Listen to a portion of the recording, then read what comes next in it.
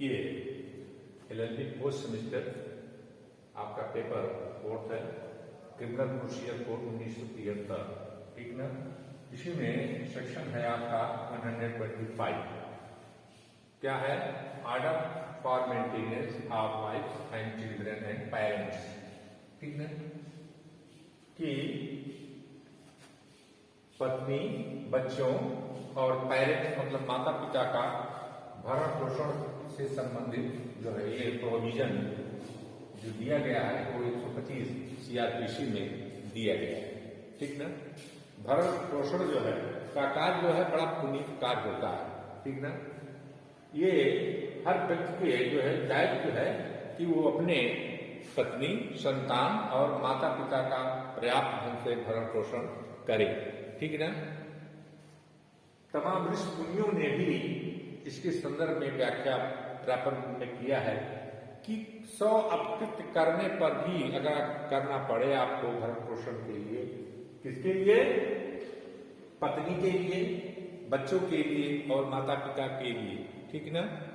तो आप 100 अपकृत्य भी कर सकते हैं, वो भी जो है वो माना जाएगा उचित है, लेकिन भरण पोषण का कार्य जो है वो बहुत ही आवश्यक है, ठीक ना। और ये क्या हुआ? देश और समाज की परिस्थितियां बदलती गई, लोग इस दायित्व से अपने आप को अलग रखने लगे, इसमें उतनी गंभीरता नहीं लिए।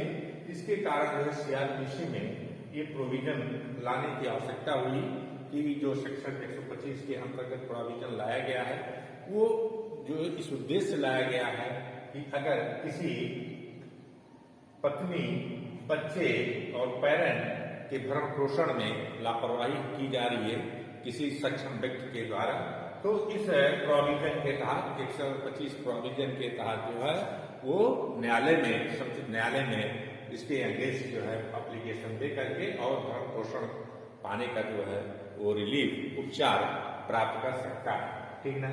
पहले ये स्थिति थी कि माता पिता, बच्चों और पत्नी का भरण पोषण लोग स्वयं ही करते थे, आज भी करते हैं।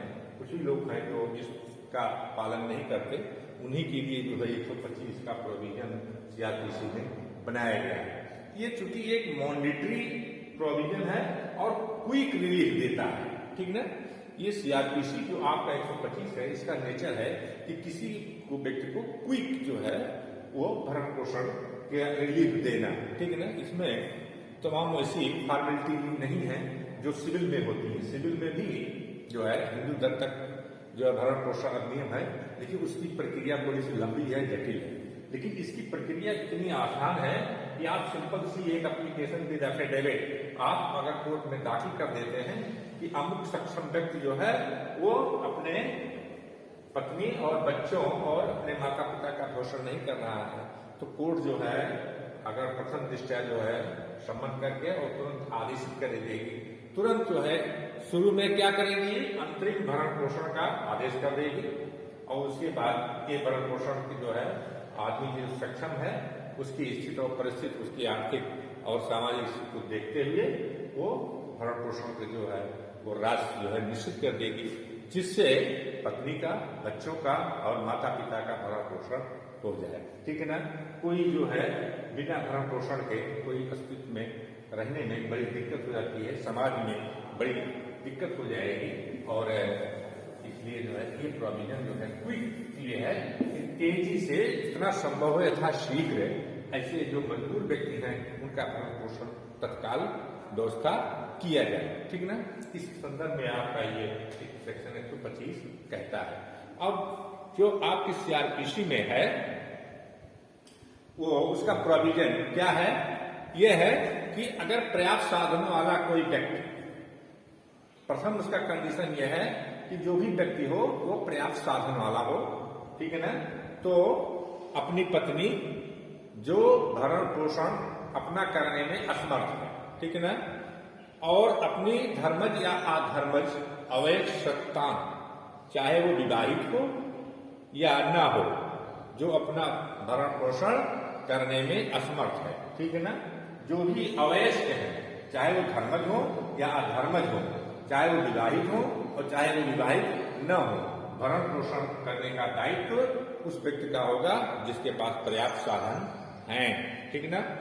उसके बाद अपनी धर्मज या अधर्मज संतान का, जो विवाहित पुत्री नहीं है, जिसने वयस्कता प्राप्त कर ली है लेकिन वो किसी मानसिक या शारीरिक अक्षमता के कारण जो है अपना भरण पोषण करने में समर्थ नहीं है, उसका भी भरण पोषण करने का जो दायित्व होगा वो पर्याप्त साधन वाले व्यक्ति, इसका मतलब उस बच्ची का जो पिता होगा उसको जो दायित्व होगा वो अपने भरण पोषण अपने बच्चे का करे। वयस्क होने के बावजूद भी अगर कोई मानसिक रूप से, शारीरिक रूप से अक्षम है, अपना भरण पोषण करने में असमर्थ है, तो ये भी दायित्व जो है पिता पर रहेगा, ठीक ना। और दूसरी बात यह है कि अपने माता पिता का, माता पिता का स्थान वैसे भी श्रेष्ठ है, तो उनके भरण पोषण का दायित्व जो है वो अवश्य होता है। जो अगर पर्याप्त साधन वाला व्यक्ति है अपने माता पिता के भरण पोषण को इग्नोर नहीं कर सकता, उसको करना चाहिए और करना पड़ेगा, ठीक ना। ये है माता पिता जो अपना भरण पोषण करने में असमर्थ हो। अगर माता पिता अपना भरण पोषण करने में समर्थ हैं तो भरण पोषण प्राप्त करने के अधिकारी नहीं है, ठीक ना। और जो भी इनकार करता है, भरण पोषण जो है देने से इनकार करता है, तो किस कोर्ट में आप एप्लीकेशन भेज करेंगे, अप्लाई करेंगे, वो जो होगा वो फर्स्ट क्लास का मजिस्ट्रेट होगा, ठीक है ना। प्रथम क्लास के मजिस्ट्रेट के यहाँ आप एप्लीकेशन देंगे और मजिस्ट्रेट ऐसी उपेक्षा, इनकार को साबित करने का जो है वो जाने पर उस व्यक्ति को निर्देश देगा कि वो अपनी पत्नी, अपने बच्चों, अपने माता पिता का पर्याप्त रूप से भरण पोषण करे। और भरण पोषण करने के लिए मासिक दर पर भरण पोषण भत्ते का आदेश पारित कर देगा, ठीक है ना, कि प्रति माह इतना आप दीजिए भरण पोषण के लिए। किसके लिए? चाहे आपकी पत्नी हो, चाहे आपके बच्चे हो, चाहे आपके माता पिता हो, उनको भरण पोषण के लिए प्रति माह आपको इतना देना पड़ेगा, ठीक है ना। और मजिस्ट्रेट जो है अगर इसको ठीक समझे तो समय समय पर जो है भत्ते के जो वो है उसके उसमें चेंजेस भी कर सकता है, ठीक ना। तो इस तरह से जो है ये है मासिक दौरान जो मजिस्ट्रेट जब भी कार्रवाई करेगा वो जो है वो जो पर्याप्त साधन वाला व्यक्ति है उसकी आर्थिक, सामाजिक और तमाम स्थिति और परिस्थितियों को समीक्षा करते हुए, उसका सम्यक अवलोकन करते हुए वो राशि जो है निश्चित करेगा, ठीक ना। अब इसमें ये बात आती है कि अंतरिम भरण पोषण, जैसे ही मुकदमा दाखिल होता है, एप्लीकेशन पड़ती है पत्नी की तरफ से या किसी भी तरफ से, यहाँ पे ये प्रोविजन ये भी है अगर पति जो है असक्षम है और पत्नी सक्षम है तब भी जो है पति जो है पत्नी से भरण पोषण प्राप्त कर सकता है, ठीक ना। मान लीजिए एप्लीकेशन पत्नी की तरफ से पति के विरुद्ध पड़ी भरण पोषण के संदर्भ में, तो उसके बीच में जब मुकदमा जितने दिन चलेगा उसके बीच में अंतरिम भरण पोषण का एप्लीकेशन जो है वो पत्नी की तरफ से दिया जाएगा और पत्नी जो है अंतरिम भरण पोषण के संदर्भ में जो मुकदमा चलता रहेगा उसके बीच में वो मासिक आधार पर अंतरिम भरण पोषण प्राप्त करने के हकदार है, ठीक ना। और वो 60 दिन के अंदर, 60 दिन के अंदर जो है वो प्रथम क्लास का जो मजिस्ट्रेट है वो अंतरिम भरण पोषण का संभव पारित कर देगा, ठीक ना। जिससे कोई भी व्यक्ति जो है वो भुखमरी के कगार पर न पहुंचे, भुखमरी वाली स्थिति न पैदा हो। अगर कोई असमर्थ है व्यक्ति उसका भरण पोषण किया जाना ये राज्य का नैतिक दायित्व है, ठीक है ना। और ये दायित्व जो है वो किससे पूर्ति कराएगा राज्य? वो पति से कराएगा, ठीक है ना। पति से कराएगा या पर्याप्त संसाधन वाले जो भी व्यक्ति हैं उनसे करवाएगा, ठीक ना। तो इसीलिए इसी में आपका 125 का प्रोविजन दिया गया है।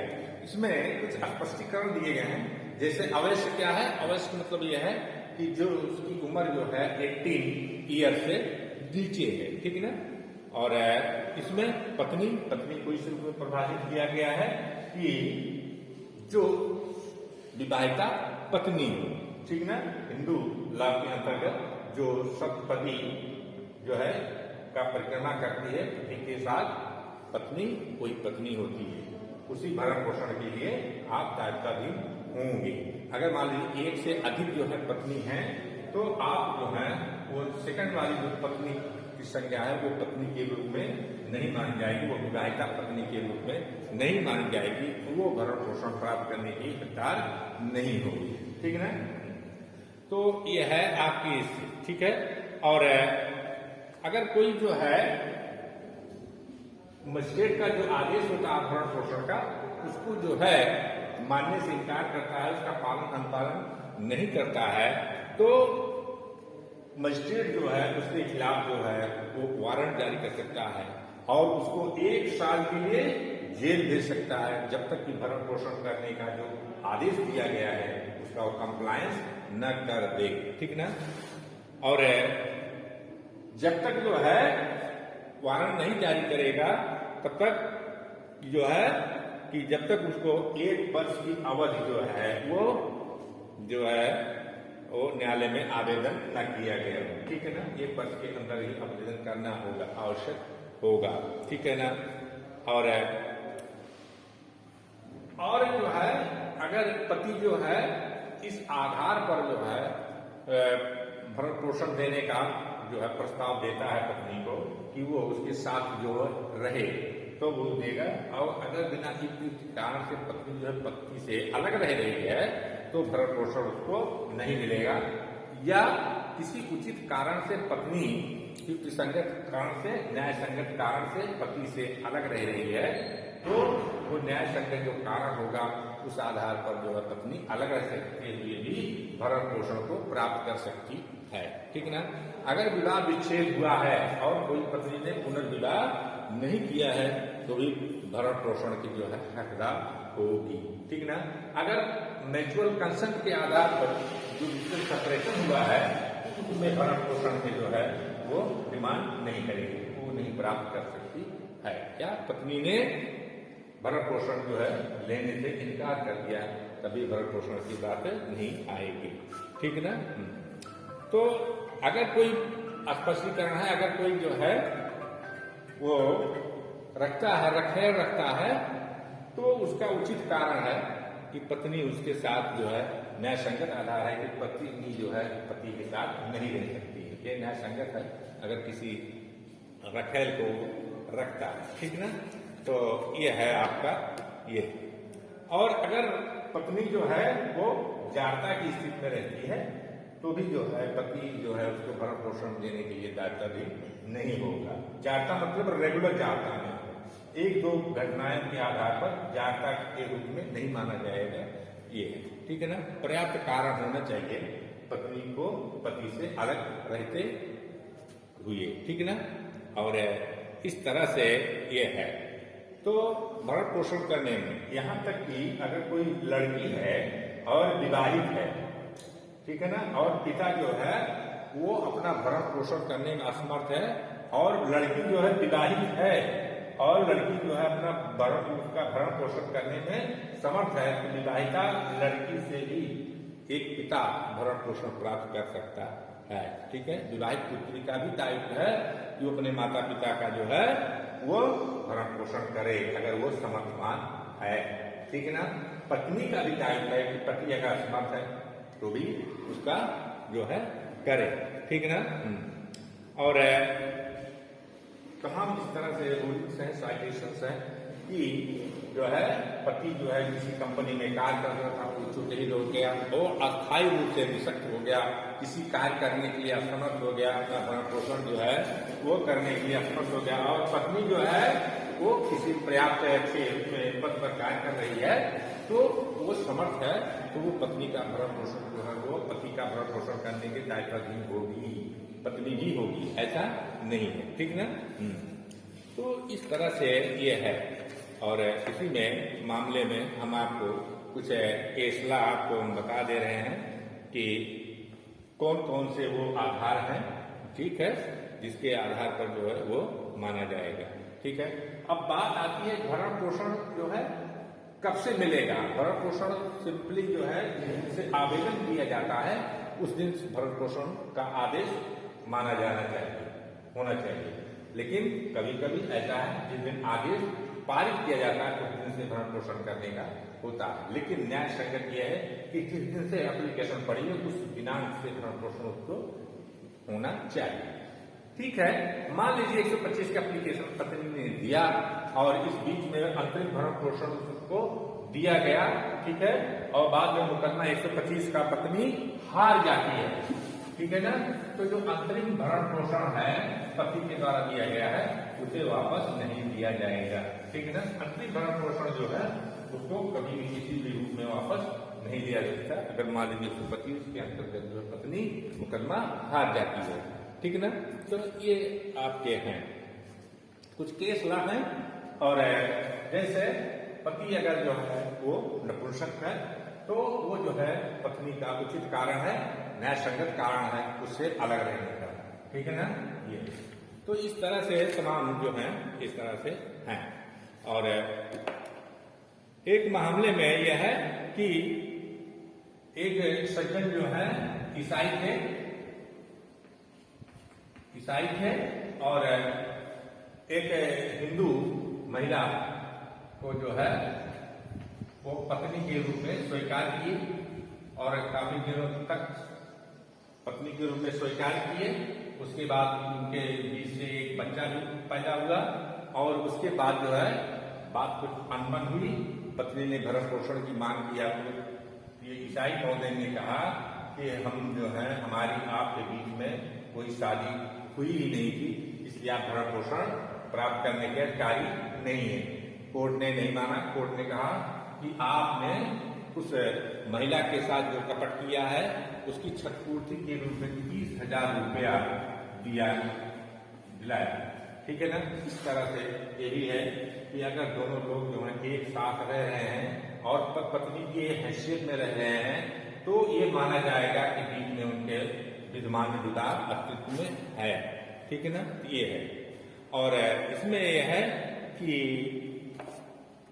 और इस तरह से है तो पत्नी का भरण पोषण प्राप्त करने की अधिकृत नहीं होगी। 125(4) में आपको दिया गया है कि जारता की दशा में पत्नी भरण पोषण नहीं पाएगी बिना किसी प्राप्त कारण के अलग रह रही हो या पारस्परिक सहमति से अलग रही हो तो वो भरण पोषण प्राप्त करने के अधिकारी नहीं होगी, ठीक है। तो ये है और भरण पोषण रद्द भी किया जा सकता है अगर भरण पोषण दिया जा रहा है और बीच में ये बात साबित हो जाए कि पत्नी जो है जारता की स्थिति में रह रही है, ठीक है ना, बिना पर्याप्त कारण से रहने के साथ इनकार कर रही है और पारस्परिक सहमति से पृथक रह रही हो तो वो भरण पोषण जो है त्याग करने में सक्षम हो गई है तो भरण पोषण का जो आदेश है वो निरस्त भी किया जा सकता है, ठीक है ना। तो ये है और इसमें इस तरह से आपका 125 है और अगला नेक्स्ट सेक्शन आपका जो है वो 126 है। तो 26 ये है उसमें जो है वो प्रक्रिया दी गई है कि ये 125 के अधीन कार्रवाई कैसे की जाएगी, किस जिले में की जा सकेगी, वो स्थान कहाँ है जहाँ 125 की एप्लीकेशन पड़ेगी, ठीक है। जहाँ वह स्थान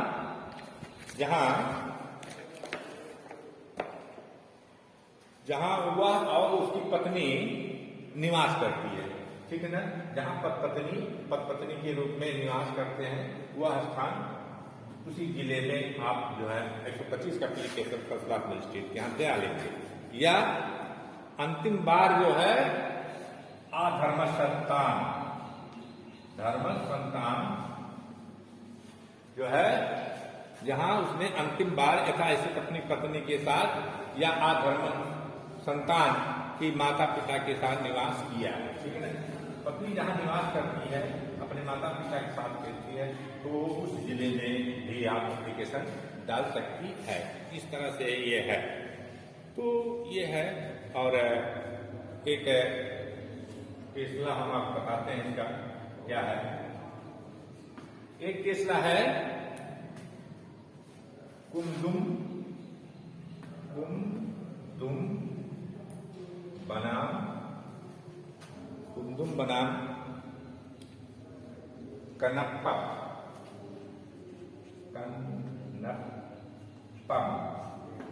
ये है आपका AIR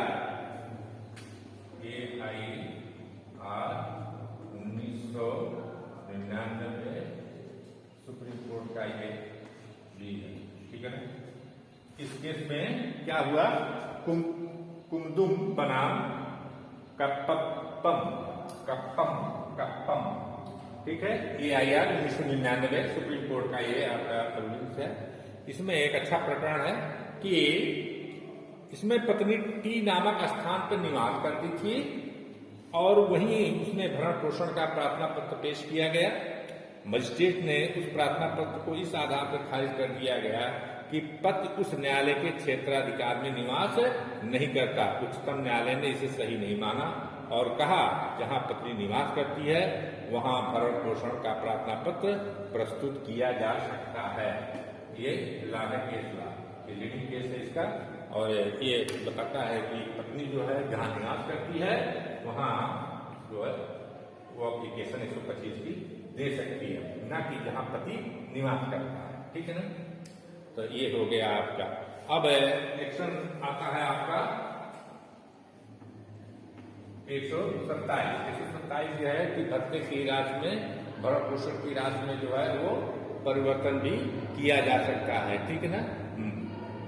तो जब मजिस्ट्रेट को ये प्रतीत होता है कि 125 के अंतर्गत कोई आदेश सक्षम न्यायालय के द्वारा किसी विनिश्चय के परिणाम स्वरूप किसी और सिविल कोर्ट के द्वारा जो है कोई विनिश्चय हो जाता है, जैसे कोई पत्नी के रिश्ते में ये बात नहीं रहती है कि ये पत्नी है, उसके विनिश्चय के आधार पर या जो है विनिश्चय के आधार पर और रद्द और परिवर्तित किया जा सकता है। उसको रद्द भी कर सकता है, उसको परिवर्तित भी कर सकता है, ठीक ना।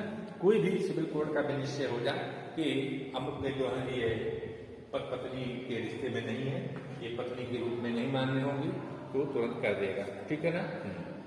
और इस तरह से अगर पत्नी ने पुनः विवाह कर लिया है, जैसे भरण पोषण जो है वो प्राप्त कर रही है और उसने विवाह कर लिया, तो विवाह विच्छेद के बाद जो है तो भरण पोषण पाने की वो अधिकारी नहीं रह जाएगी, ठीक है ना। तो इस तरह से ये है। और अब बात आती है कि भरण पोषण की राशि का निश्चयन कैसे किया जाएगा। इसका मतलब है कि अगर वो पर्याप्त रूप से सक्षम है तो एक जो है सुप्रीम 500 रुपये प्रतिमाह का ऑर्डर जारी किया जाएगा।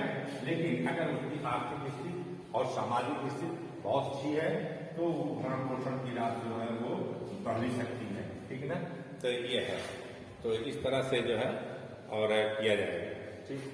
तो अगर मजिस्ट्रेट के द्वारा जो भी आदेश हुआ है उसमें पर्याप्त रूप से भरण पोषण की राशि निश्चित नहीं की गई है तो पत्नी को ये अधिकार है कि वो अपर कोर्ट में जाकर के अपील के दौरान जो है वो भरण पोषण की राशि बढ़ा सकती है, ठीक है ना। ये तो इस तरह से ये है। और इसमें यह है कि जैसे कोई पति जो है किसी सर्विस में है और 25 या 30,000 रुपया उसकी आमदनी है, तो भरण पोषण के लिए जो है प्रॉपर जो है कम से कम 8 या 10,000 रुपया कम से कम भरण पोषण और बच्चों के भरण पोषण के लिए उसको दिया जाना चाहिए। अपनी इस तरह से मजिस्ट्रेट आदेश कर सकता है, तो उनकी स्थिति और परिस्थिति के बाद जो है वो दिया जाएगा, ठीक है ना। जिस ऐसी परिस्थिति होगी जैसे वो दिया जाएगा। अब बात आती है आपका सेक्शन 128 और लास्ट सेक्शन है इसका भरण पोषण का। और उसमें क्या कहा गया है कि भरण पोषण के आदेश का परिवर्तन कैसे होगा। आदेश तो जारी कर दिया मजिस्ट्रेट ने, ठीक है, अंतरिम भरण पोषण या भरण पोषण का जो भी आदेश हो गया मजिस्ट्रेट के द्वारा जो है वो पारित कर दिया गया और उस आदेश का कंप्लायंस जो है वो पर्याप्त संसाधन वाला व्यक्ति, पति, ठीक है, पुत्र या पुत्री जो सक्षम है, प्रयास साधन वाली है, वो नहीं कर रही है, तो क्या करेगा? ठीक है, तो उसकी जो है एक प्रति जो है जिसके संदर्भ में आदेश हुआ है भरण पोषण करने का, उसको कोर्ट के द्वारा निःशुल्क दी जाएगी। ठीक है ना? अगर भरण पोषण का आदेश जो है समाधान हो जाता है तो जो है वो जिसके विरुद्ध आदेश दिया गया है वो मजिस्ट्रेट जो है वो उसको जो है उसके खिलाफ वारंट जारी करके उसको कस्टडी में ले सकता है और जेल भेज सकता है, जब तक कि भरण पोषण और अंतिम भरण पोषण जो खर्चा है उसको अदा नहीं कर देता है। ठीक है ना? अगर मान लीजिए 1 साल तक उसमें है, 1 साल तक का सजा है, आपको जेल भेज देगा। ठीक है ना? अगर आप 1 साल की अवधि बिता लिए तो ये नहीं माना जाएगा कि आपका भरण पोषण का जो आदेश का कंप्लायंस हो गया, वो जब भी आप करेंगे तो उसको तुरंत आपको जेल भेज सकता है। भरण पोषण के आदेश से मुक्ति नहीं है कि आप जो है 1 साल के लिए जेल चले जाओ और भरण पोषण के जो आदेश हुआ है उससे आपको मुक्ति मिल गई, ऐसा नहीं है। वो जो है वो भरण पोषण जो है वो सुनने के वारंट जारी करेंगे। और 421 के अंतर्गत जो है जैसे कोई कोर्ट जो है किसी मुकदमे में जुर्माना जो है अगर वसूलती है, वैसे आपसे भरण पोषण की राशि वसूली जाएगी। ठीक है ना? तो इस तरह से है और इसका उद्देश्य इसीलिए है कोई व्यक्ति जो है बिना भरण पोषण के न रहे, इसका बहुत ही पुनीत और अच्छा उद्देश्य है। और ये जो है 125 ये कोई दंड का प्रावधान नहीं करती है, इसका उद्देश्य दंड देना नहीं है, पति पत्नी के रिश्तों के तहत जो है वो भरण पोषण के लिए दायित्व मनाना है और बस इतना सा ही उद्देश्य इसका है। इसका मेन उद्देश्य है कि किसी को दंड के रूप में न बल्कि पति पत्नी के रूप में बच्चों के लिए, माता पिता के लिए भरण पोषण के लिए पर्याप्त रूप से जो है वो भत्ता की राशि जो है वो अदा किया जाए। ठीक है ना? तो इस तरह से आपको हमने बता दिया है। और तो ये आपका लेक्चर यहीं तक और नेक्स्ट में आपको कोई नया चैप्टर हम बता देंगे। Okay, all the best.